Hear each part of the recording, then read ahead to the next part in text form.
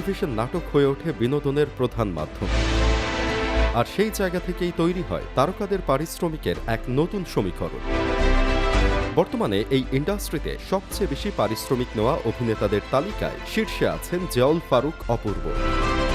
২০০৬ সালে ক্যারিয়ার শুরু করা এই অভিনেতা এখন একটি নাটকের জন্য নিচ্ছেন প্রায় ৭ থেকে ৮ লাখ টাকা, যা প্রমাণ করে জনপ্রিয়তা কিভাবে সরাসরি অর্থমূল্যে রূপ নেয়।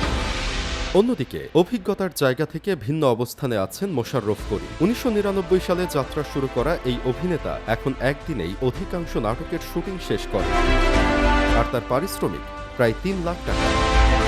প্রশ্নটা এখানে, অভিজ্ঞতা না জনপ্রিয়তা, কোনটা নির্ধারণ করে পারিশ্রমিক?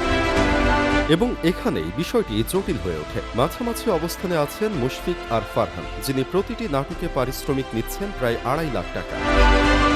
একইভাবে সময়ের জনপ্রিয় মুখ জোফান এবং তৌসিফ মাহবুব দুজনেই নিচ্ছেন প্রায় ৩ লাখ টাকা করে। কিন্তু আসল সত্যটা হলো, এই ইন্ডাস্ট্রির সবচেয়ে বড় বৈষম্য লুকিয়ে আছে অন্য জায়গায়। জনপ্রিয় জুটি হিসেবে পরিচিত নিলয় আলমগীর ও জান্নাতুল সুমাইয়া হিমি একই নাটকে কাজ করলেও পারিশ্রমিকে রয়েছে বিশাল পার্থক্য।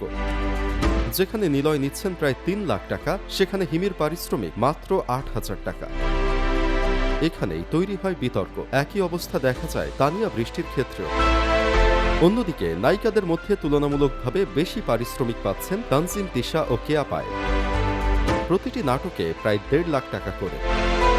আরও কিছু ব্যস্তম, তানজিম সায়রা তটিনী নিচ্ছেন প্রায় ১,২০,০০০ এবং নাজনীন নাহার নিহা পাচ্ছেন ৮০,০০০ থেকে ১ লাখ টাকার মধ্যে।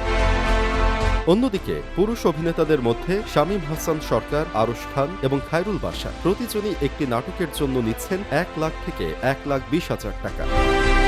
কিন্তু প্রশ্নটা এখানেই থেকে যায়, একই পর্দায় একই গল্পে কেন এই পারিশ্রমিকের এত বড় ব্যবধান? এবং এখানেই বিষয়টি শুধু বিনোদন নয়, বরং হয়ে ওঠে অর্থনীতি, জনপ্রিয়তা আর জেন্ডার বৈষম্যের এক জটিল সমীকরণ।